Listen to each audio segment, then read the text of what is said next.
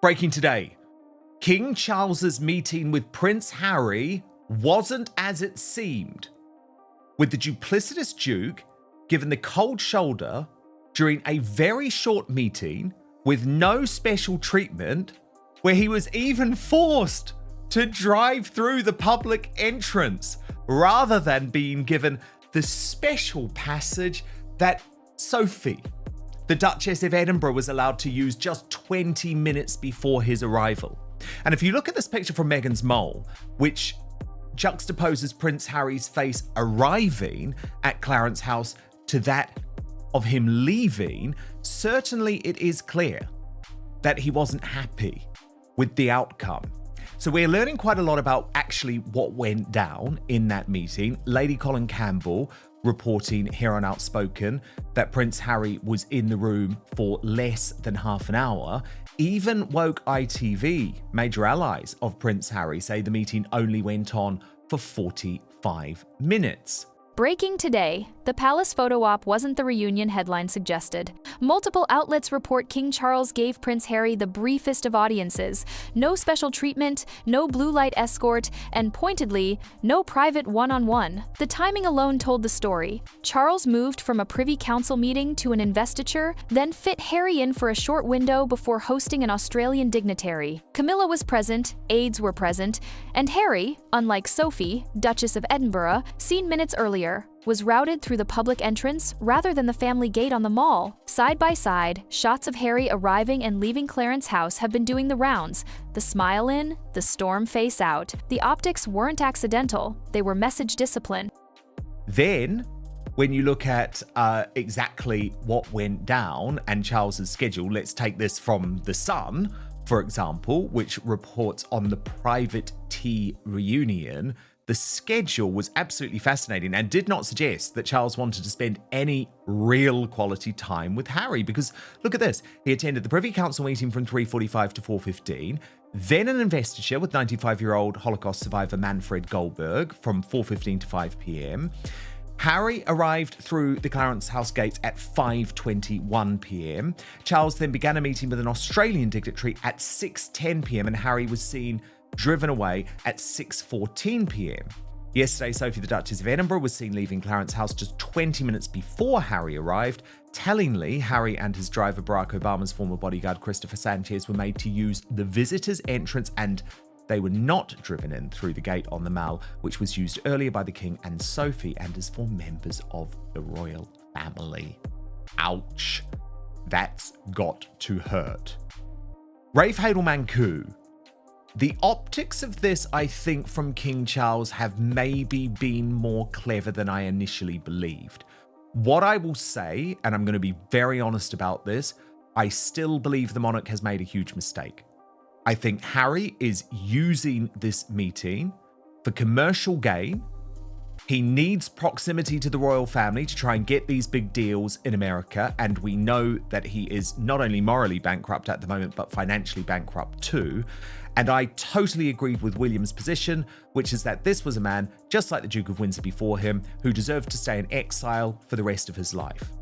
However, Rafe, this was not the choreography of a meeting of a loving father wanting to spend quality time with his darling son.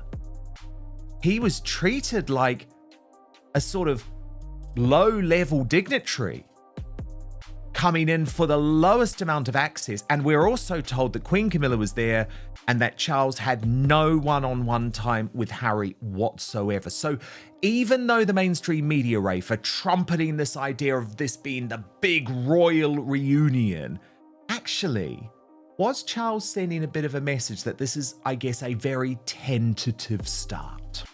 That's precisely what it is. And the use of the term low-level dignitary is quite correct, because along with the ignominy of having to enter not through the entrance that other members of the royal family use, he also had to suffer the indignity of being stuck in the traffic of London due to the London tube strike, where he wasn't given the blue light police escort that would have been able to cut through the traffic. He had to deal with it just as any other Good. Londoner would have to deal with it. And he was If we're stuck in traffic, you bloody better be too, Harry, because we don't even want you here. Exactly. So it began a lot longer. So he should have got some knowledge as to what was awaiting him. And remember, the last time that Prince Harry was in the country, he wanted to have a meeting with his father, we're told, and the king said that he wasn't available. This time, he is available, but only for a very small amount of time. It seems to me clearly that His Majesty or his advisors are only doing these things very incrementally, step by step. And I'm sure that that meeting that was held between Prince Harry's chief aides and the King's chief aides, very publicly on the balcony of the Royal Overseas League Club, looking over St James's Park, included some requirements from the Duke of Sussex that he wouldn't talk about any conversation that he had with his father. I suppose they're waiting to see whether he still holds true to that. Yes, because by past performance, he certainly has been very free in speaking when it comes to revealing conversations, and the level of trust has been completely eradicated. So you can completely understand why the king will be reticent to speak anything other than the briefest of niceties to his estranged son. This is a test, absolutely. There was no trust in that meeting, from what I'm told. Absolutely.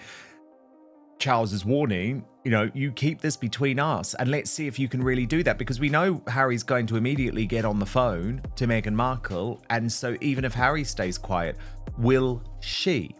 Now, look, I want to show you some reporting from Tom Sykes. He's the European editor-at-large for the Daily Beast, but also runs the Royalist blog on Substack. And this was from there. And his contention, Rafe, is that the reason Charles actually ended up going through with this meeting is because he is desperate for a reunion with Archie and Lily, the two children, his two grandchildren, who of course he hasn't seen in years. Watch this.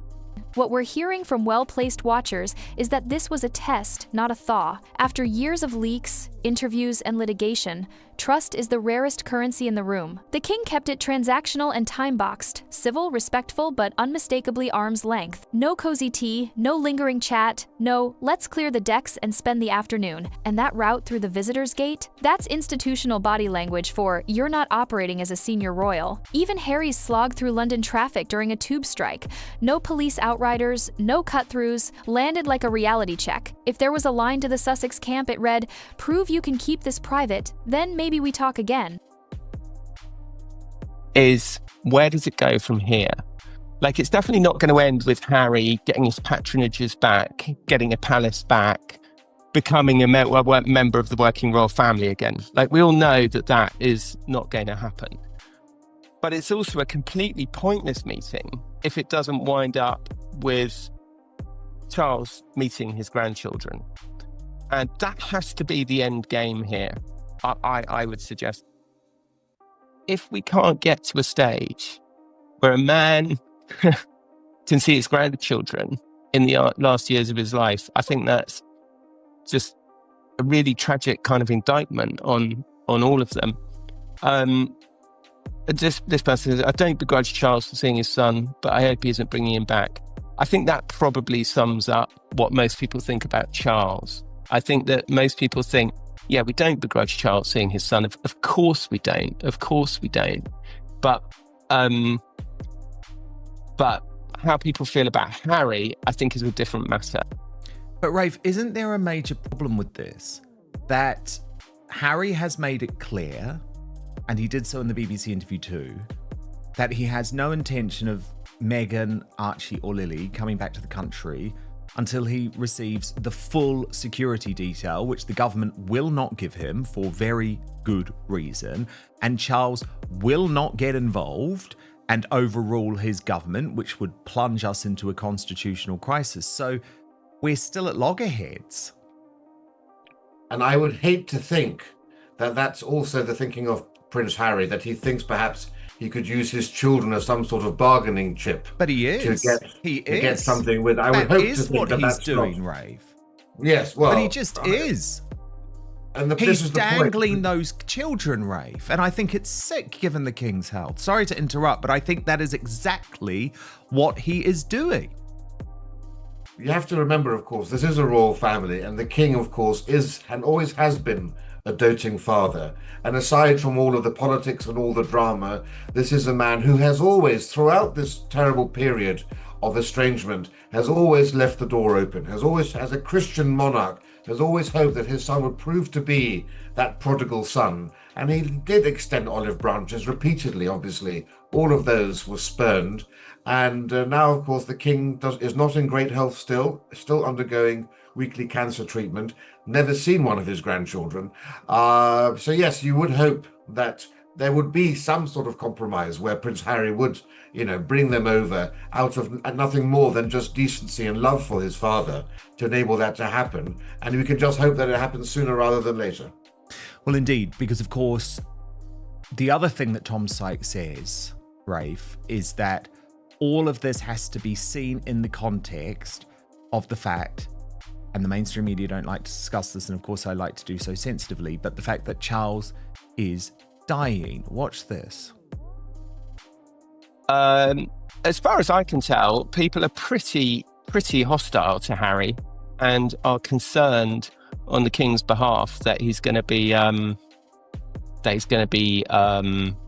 exploited, basically, and that Harry's going to reveal secrets from the meeting. Don't forget, it was only in May, 2nd of May this year, that Harry went on television and said, "My father won't speak to me. He could fix my whole security problem at the drop of a hat, and I don't know how long he has left." Now, that was an incredibly inflammatory thing to say. The palace has done nothing for the past year. They go, the king's fine, the king's fine, the king's great, the king's fantastic, the king's never been better. Even though we can all see that, Charles is losing weight. He doesn't look great. He's very tired when he's out and about. He looks very tired when he's out and about on jobs. We've been through it all before with the Queen, right? We were all told for years, there's nothing wrong with the Queen. There's nothing wrong with the Queen. And we could see the weight falling off her in front of us, and, the awful things happening. And so I think that what I'm trying to say is that really, I think that you have to see this in the context of just understanding that these probably are the last years of Charles's life. And he's gone further on with that on his Substack, Rafe, writing, "The Harry-Charles reconciliation makes a lot of sense if you understand King Charles is dying. Prince Harry's long overdue meeting with his father yesterday is best understood as a subplot to the grander narrative of impending succession." There's another layer to why Charles even entertained this at all, and it's the one that makes the whole thing emotionally volatile. Grandchildren. Quiet briefings suggest the king wants to see Archie and Lilibet while he continues treatment, and that hope keeps the door ajar, but that's where the impasse hardens. Harry has repeatedly indicated, on camera and in court, that he won't bring his family over without state-level security, something the government has said is not on the table and something a constitutional monarch won't override. Critics say the children risk becoming leverage in a wider standoff. Supporters argue a grandfather's wish shouldn't be hostage to politics. Either way, the gridlock remains. The king won't bend the Constitution, and Harry won't bend his position. But again, this just makes me feel repulsed by Harry. Repulsed. This is your father. He is the King of England. He's agreed to see you. All he wants is to see and have a relationship with his grandchildren before he dies. And you're making that difficult for him. I mean, the fact, Rafe, that he thinks that this is ever going to endear him again to the British public. And I know we've had this big performance this week from Harry, which has just made me cringe. I think it's been awful, actually. He's like a man baby. But it's like, what we will never forget, Rafe, is that you made the Queen's life miserable in her final years, Prince Philip's life miserable in his final years. Now you are doing the same to your goddamn father. It's unforgivable. I was just going to say it's unforgivable, but precisely that. It's unforgivable and it's unnecessary. And I'll tell you why it's so unforgivable, particularly because the royal family make private visits all the time around the world that we aren't aware of. Her late Yes. Majesty the Queen loves horses. She was going to Kentucky all the time to go and see horse breeders out there. We were never aware of that. His Majesty has just been in Scotland. My God, Harry with his family could get on a private jet. They could go to Canada even to do a change of plane or whatever, but they could fly to Scotland. Nobody would see them take off. Nobody would see them land. They would get into their vehicles with, shielded windows and go straight to Balmoral or Birkhall, and they could be home, and nobody would even have been aware that they had been in the country. There is no excuse for not taking your children to see their sickly grandfather. 100%. 100%. Now, can we just talk about Harry's performance this week? Because again, he thinks that he's being really clever, right? He thinks that what he's doing is overshadowing Prince William and sort of proving that the world loves the idea of this cheeky, chappy prince. And it's like, let's see if there's a way to tap into what the British public used to like about Harry. Personally, and remember, I'm pretty much the same age as William, so not that far off from Harry. Personally, I'm like looking at him thinking, you're acting like you're 21. You've got to grow up. This is mortifying. And he went to this WellChild Awards, Rafe, and he made a joke in front of a very unwell young man called Declan Bitmead, who'd actually won this Inspirational Young Person Award, about his family. And I thought it was so awful. Harry asked him, because this young man told him that he had a brother, and Harry asked him, does he drive you mad? And Declan replied, no, we get on fine. Harry replied, you know what, siblings. Then when told his brother went to the same school, Harry said, you're at the same school. That sometimes makes it more challenging. Now, this poor young guy, Declan, clearly found the whole thing uncomfortable. We know what Harry was trying to do, make headlines, given his feud with William. And I found it very uncomfortable. And then there's a couple of little pieces of footage too, which again, I think just show how immature Harry is. Watch this. I said for many years that I still have a child inside of me. Have you got brothers and sisters? Yeah, I've got a younger brother. Does he drive you mad? Or does he not? No, we get on fine. And it's like, grow up. I mean, I just feel like this whole strategy is wrong. Yeah, well, he is immature. He is a child. It's the tiaras and tantrums are what you expect from social media influencers in their 20s, not from a prince of the realm and a soldier, an experienced soldier in his, in his 40s. This is a man who is essentially a middle-aged child. He has not accepted that he's middle-aged. And, he simply can't help himself. There he is trying to mend bridges with his father, with his majesty, at the same time having a dig at his brother, and he can't help it. I mean, that goes to show the level of immaturity. And just remember, when his recently failed court case against his majesty's government, the first member of the royal family to take his father's government to court, he was hoping till the 11th hour that the king would step in magically on his side. I mean, a completely dreamlike fantasy world that he lives in. Look, we know that he is a bird in a gilded cage in California. He hates his life. He's living in Meghan's world. All his social contacts are Meghan's contacts. She's got what she wanted to out of the relationship. She's now mixing with A-listers, or at least B or C listers. Yeah, more like Z-listers these days. Yeah, but she's got her wannabe Martha Stewart show going. Whatever she's going to get out of the monarchy she has, he can only be a prince or a polo player or a soldier. And none of those can he be in America. And I think he deeply regrets what's happened.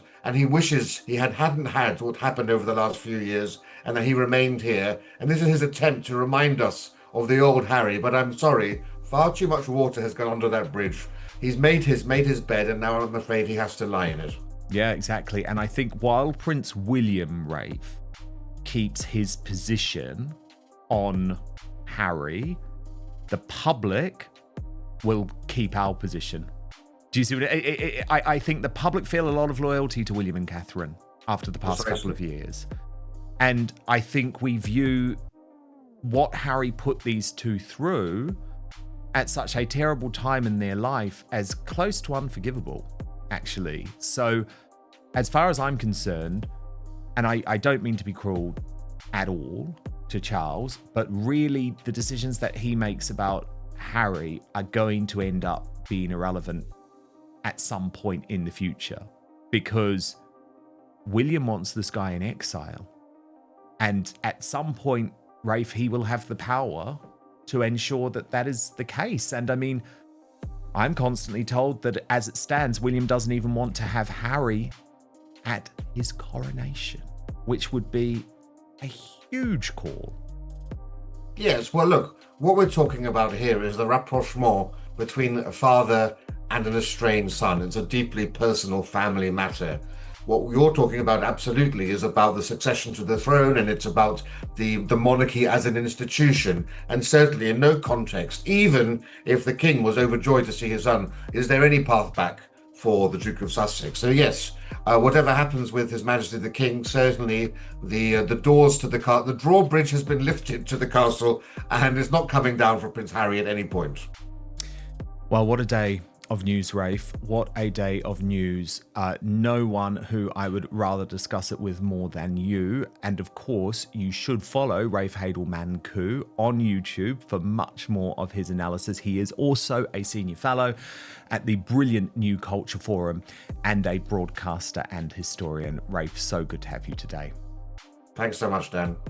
Zoom out and the strategy tension is obvious. The Sussex side wants proximity, the kind that reassures Hollywood partners and softens headlines. The palace wants predictability, the kind you only get when private stays private and diaries don't collide with the heirs. That's why this meeting felt more like a calibrated checkpoint than a reconciliation. If Harry keeps it zipped, perhaps he earns a longer slot next time. If details leak, expect the bridge to frost over again. Your take, was this a genuine step toward peace, or a carefully staged reminder that access is earned, not assumed? Drop your thoughts below, hit like if you clocked the power dynamics at play, and subscribe for straight-shot royal coverage without the spin.